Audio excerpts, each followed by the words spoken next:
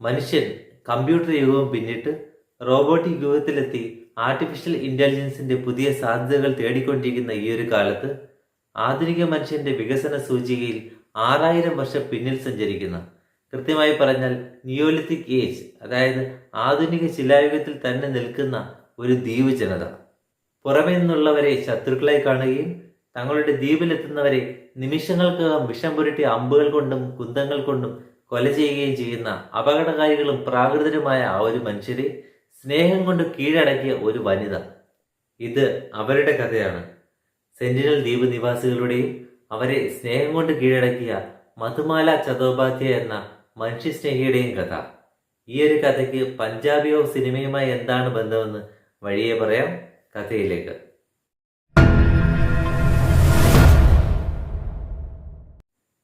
കൊൽക്കത്തയിൽ ജനിച്ച മധുമാല ചതോപാധ്യായ 12ാം വയസ്സിൽ ദ ടെലിഗ്രാഫ് എന്ന ന്യൂസ് പേപ്പറിൽ ഓങ് നിവാസികളെ കുറിച്ച്, അതായത് ആൻഡമാൻ നിക്കോബാർ ദ്വീപസമൂഹങ്ങളിൽ താമസിക്കുന്ന ഓങ് എന്ന ഗോത്ര നിവാസികളെ കുറിച്ച് ഒരു ആർട്ടിക്കിൾ വായിക്കാനിടയായി. ഗോത്രവർഗക്കാരുടെ ജീവിത രീതികൾ കൗതുകം ജനിച്ച മധുമാലയ്ക്ക് ആൻഡമാൻ നിക്കോബാറിലെ ഗോത്രവർഗങ്ങളെക്കുറിച്ച് കൂടുതൽ അറിയാനും പഠിക്കാനുമുള്ള ആഗ്രഹം ജനിച്ചു. എന്നാൽ ഗോത്രവർഗങ്ങളുടെ സുരക്ഷയെ കരുതി ഗവൺമെന്റ് ഇത്തരം ദ്വീപുകളിലേക്ക്, അതായത് ഗോത്ര നിവാസികൾ താമസിക്കുന്ന ദ്വീപുകളിലേക്ക് ഒരുപാട് യാത്രാ വിലക്ക് ഏർപ്പെടുത്തിയിരുന്നു. അതുകൊണ്ട് തന്നെ അവിടേക്ക് എത്തിപ്പെടാൻ രണ്ട് വഴികളായിരുന്നു മധുമാലയ്ക്ക് മുന്നുണ്ടായിരുന്നത്. ഒന്നുകിൽ ഒരു ജേർണലിസ്റ്റ് ആകുക, അല്ലെങ്കിൽ ഒരു നരവംശ ശാസ്ത്രജ്ഞയാകുക, ആന്ത്രോപോളജിസ്റ്റ് ആകുക. അങ്ങനെ ആന്ത്രോപോളജിയിൽ ഗ്രാജുവേഷനും പോസ്റ്റ് ഗ്രാജുവേഷൻ ചെയ്ത മധുമാല PhD ഫെലോഷിപ്പിനായി തിരഞ്ഞെടുത്ത വിഷയമെന്ന് പറയുന്നത് ആൻഡമാനിലെ ഗോത്രവർഗക്കാരുടെ ജനറ്റിക് സ്റ്റഡി ആയിരുന്നു. അങ്ങനെ ആൻഡമാനിലെ സെന്റിനൽ ദ്വീപിലേക്കുള്ള യാത്രാനുമതിക്കായി മധുമാല അപേക്ഷ സമർപ്പിച്ചു. എന്നാൽ മധുമാലയ്ക്ക് മുന്നിൽ ധാരാളം കടമ്പകൾ ഉണ്ടായിരുന്നു. അതിൽ കാരണമെന്ന് പറയുന്നത് സെന്റിനൽ ദ്വീപിന്റെ ചരിത്രമായിരുന്നു. ചെറുതും വലുതുമായ 572 ദ്വീപുകൾ ചേർന്ന ആൻഡമാൻ നിക്കോബാർ ദ്വീപസമൂഹത്തിൽ 59 ചതുരശ്ര കിലോമീറ്റർ മാത്രം വിസ്തൃതിയുള്ള ഒരു കൊച്ചു ദ്വീപാണ് സെന്റിനൽ ദ്വീപ്. കൂടുതൽ പ്രദേശവും വനപ്രദേശവുമായ ഇവിടെ 60,000 വർഷങ്ങളോളമായി ഗോത്രവർഗക്കാർ താമസിക്കുന്നു. 1771 ബ്രിട്ടീഷ് സർവേയറായിരുന്ന ജോൺ റിച്ചി ദ്വീപിനരികിൽ കൂടി യാത്ര ചെയ്യുകയും ദ്വീപിൽ വെളിച്ചം കാണുകയും അങ്ങനെ അവിടെ മനുഷ്യവാസമുണ്ടെന്ന് ഉറപ്പിക്കുകയും ചെയ്തു. 1867 ഇന്ത്യൻ ചരക്ക് കപ്പലായ നിൻവേ സെന്റിനൽ ദ്വീപിനടുത്ത് വെച്ച് തകരുകയും അങ്ങനെ നിൻവേയിലെ ജീവനക്കാർ തീരത്തിനടുത്തെത്തുകയും ചെയ്തു. ഗോത്രവർഗക്കാർ അതിക്രൂരമായി ഇവരെ ആക്രമിക്കുകയും നേവി വന്നതുകൊണ്ട് മാത്രം, കൃത്യസമയത്ത് ഇന്ത്യൻ നേവി എത്തിയതുകൊണ്ട് മാത്രം അവർ രക്ഷപ്പെടുകയും ചെയ്തു. എന്നാൽ 1880 ബ്രിട്ടീഷ് ഓഫീസറായിരുന്ന മോറിസ് പോർട്ട്മാൻ ദ്വീപ് നിവാസികളോട് വലിയ ക്രൂരതയാണ് കാട്ടിയത്. തീരത്തെത്തിയ മോറിസ് പോർട്ട്മാനും സംഘവും അവിടെ ദ്വീപ് നിവാസികളെ ആരെയും കണ്ടെത്താൻ കഴിഞ്ഞില്ല. അതുകൊണ്ട് തന്നെ അവർ പതിയെ വനത്തിനുള്ളിലേക്ക് കടക്കുകയും അവിടെ ഉണ്ടായിരുന്ന ഒരു കൊച്ചു കുടുംബത്തെ, ഒരു അച്ഛനും അമ്മയും 4 കുട്ടികളും അടങ്ങുന്ന ഒരു ഗോത്രവർഗ കുടുംബത്തെ അവർ ഇവരെക്കുറിച്ച് കൂടുതൽ പഠനം നടത്താനായി തട്ടിക്കൊണ്ടുപോവുകയും ചെയ്തു.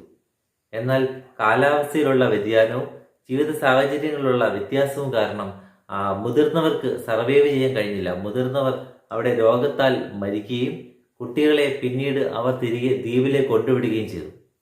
എന്നാൽ ദ്വീപ് നിവാസികളുടെ ശത്രുതാ മനോഭാവം കുറേയൊക്കെ മാറ്റിയെടുക്കാൻ ഇന്ത്യൻ ഗവൺമെന്റിന് സാധിച്ചത് 1960-നും 1990-നും ഇടയിൽ ആന്ത്രോപോളജിസ്റ്റ് ആയിരുന്ന TN പണ്ഡിറ്റിന്റെയും സംഘത്തിന്റെയും സെന്റിനൽ ദ്വീപിലെ യാത്രയാണ്.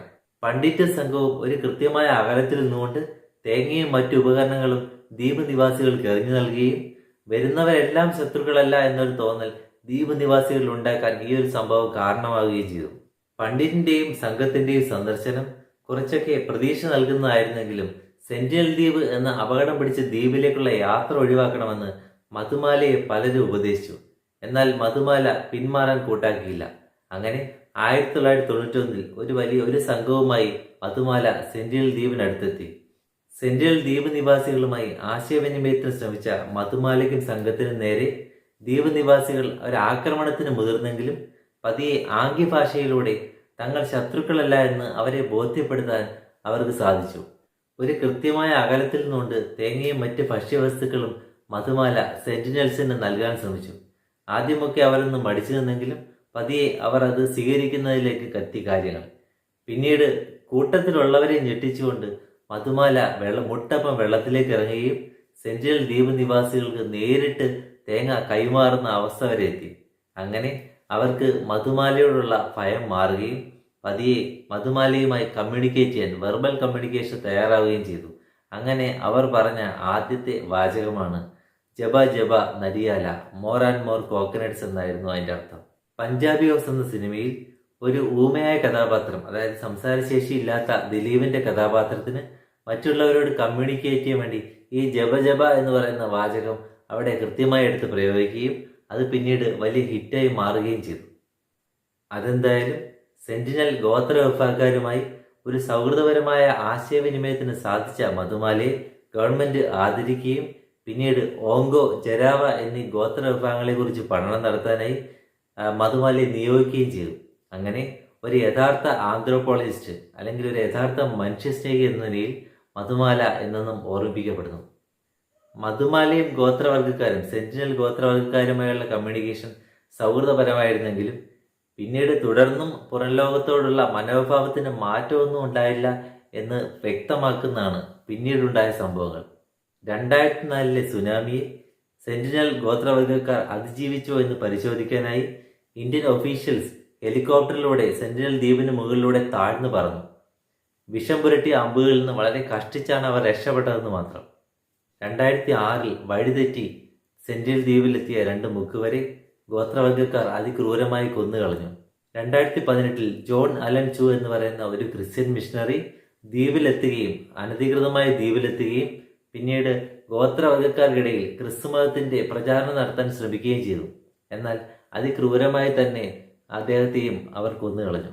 അതോടെ ഗവൺമെന്റ് നിയമം കർശനമാക്കുകയും സെന്റിനൽ ദ്വീപിന് 5 കിലോമീറ്റർ ചുറ്റളവിൽ, അതായത് തീരത്ത് നിന്നും 5 കിലോമീറ്റർ ചുറ്റളവിൽ ബോട്ടുകളോ കപ്പലുകളോ ഒന്നും പ്രവേശിക്കാതിരിക്കാനുള്ള മാർഗങ്ങൾ സ്വീകരിക്കുകയും ചെയ്തു.